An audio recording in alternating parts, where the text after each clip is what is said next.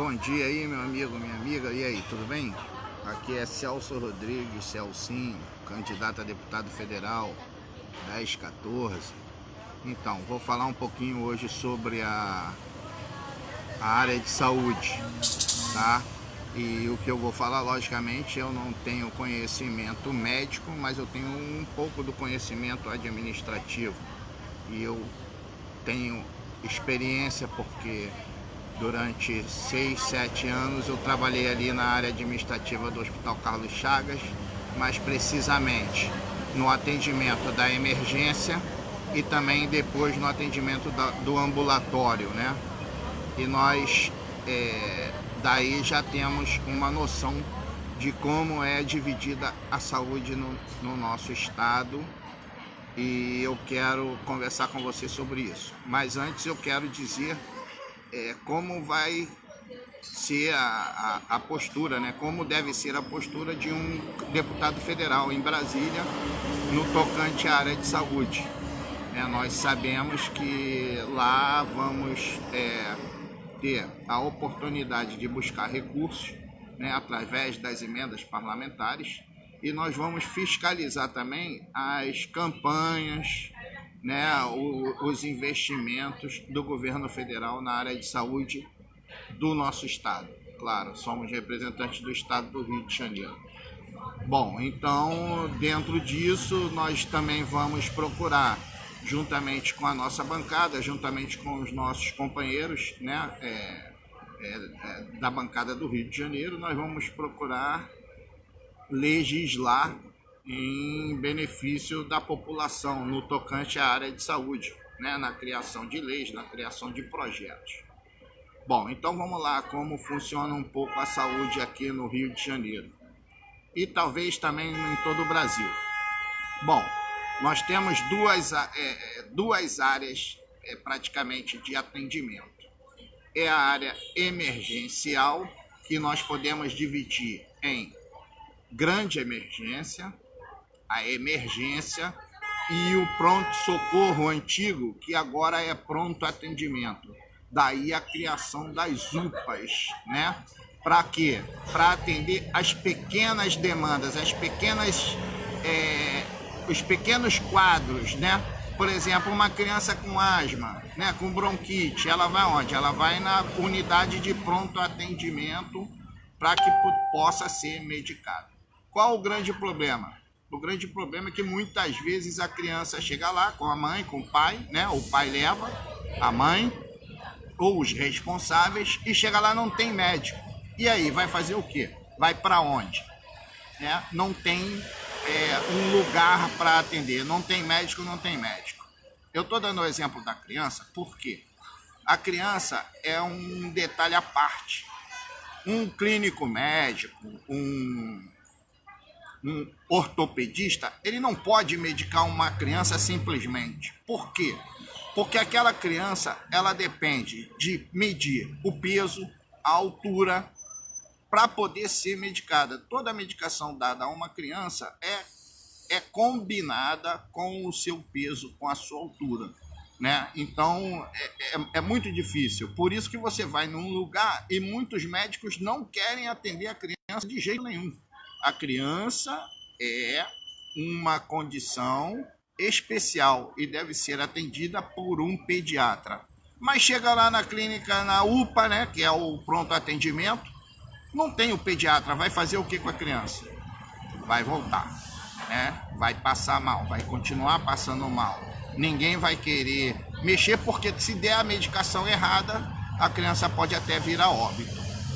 E isso aí é lógico que não vai acontecer, né? O que existia no passado e que foi modificado, né? Criou-se a clínica da família. Para quê? Para o atendimento ambulatorial. É aquele atendimento onde a mãe chega, marca a consulta. Essa consulta pode ser de primeira vez ou aquela consulta de retorno, né? A criança que já está sendo acompanhada, a criança precisa de um acompanhamento pediátrico, né? Todo mês, ou de 2 em 2 meses, ou de 3 em 3 meses, o médico marca, a criança vai lá, médico vê o peso, mede a altura para ver se a criança está fazendo um desenvolvimento normal, para ver se a criança tá desnutrida ou coisa parecida, né? Medicação de verminose, pede os exames complementares, laboratoriais, tudo aquilo. E antigamente, o que acontecia? O pronto atendimento era dentro dos hospitais aonde existiam os atendimentos ambulatoriais. Então vamos ao exemplo, né? Chegou a criança, passou mal, não tem um médico na emergência, porque o médico também passou mal, está doente, faltou, está de férias. O que faz com a criança? Essa criança vai para o pronto atendimento, aonde lá, em 5, 10 minutos, o médico que está atendendo lá no ambulatório, melhor dizendo, essa criança vai para o ambulatório, aonde lá o médico pode fazer a medicação. Vai verificar que a criança só está com um ataque de bronquite, alguma coisa. Ele é um especialista, ele sabe do que está fazendo. Ele vai simplesmente atender aquela criança no que antigamente a gente chamava de encaixe, né? Entre um atendimento e outro, o médico pode fazer esse tipo de atendimento emergencial.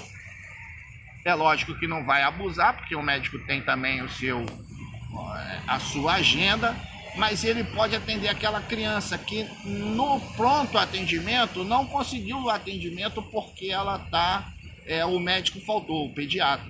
Então ela vai para o pronto atendimento, vai para o ambulatório e lá o ambulatório resolve. Então assim era feito antigamente, né? Assim era feito. E hoje o que o governo fez? O governo separou o pronto atendimento do ambulatório. Então, quando chega no pronto atendimento não tem médico, não tem o que fazer. A criança vai ficar ali, sufocada, nervosa, a mãe vai ficar nervosa, vai fazer escândalo. Logicamente que escândalo é o nome que se dá, né? Mas não é bem isso. Ela vai reclamar e com razão, porque a criança precisa do atendimento. É isso que ela está querendo saber. Ela não quer saber se tem médico ou se não tem médico. Ela quer saber que o filho dela precisa de atendimento. Então, esse caso era facilmente resolvido no passado. Por quê? Porque o pronto atendimento era praticamente junto com o ambulatório. Então, quando um não pode atender, o outro pode. E eu garanto para você que a maioria dos casos de criança que vai na UPA é caso simples de resolver. É uma febre, é uma bronquite, uma dor de cabeça. São coisas fáceis, mas se não tiver o pediatra, ele não vai fazer nada.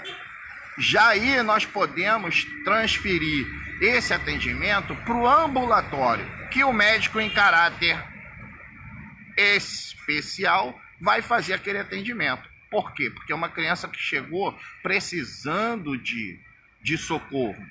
Então é mais ou menos assim que funciona, né? É voltar a esse tipo de complexidade. Não é separar UPA e clínica da saúde, não. Uma coisa tem que estar junto com a outra. Para quê? Para caso ocorra uma emergência, ter como se resolver o caso. Assim também é nas outras áreas, nas áreas de cardiologia, de ortopedia, né? Da clínica médica, né? Muitas vezes a pessoa procura o cardiologista quando ela precisa somente refazer uma receita. Isso aí o clínico médico pode refazer, entendeu? Não precisa passar pela emergência, ocupar o espaço para poder pedir uma receita. Às vezes é só uma queda de pressão, alguma coisa parecida. Então é preciso ter essa sabedoria na hora de administrar a saúde do nosso estado, né? A minha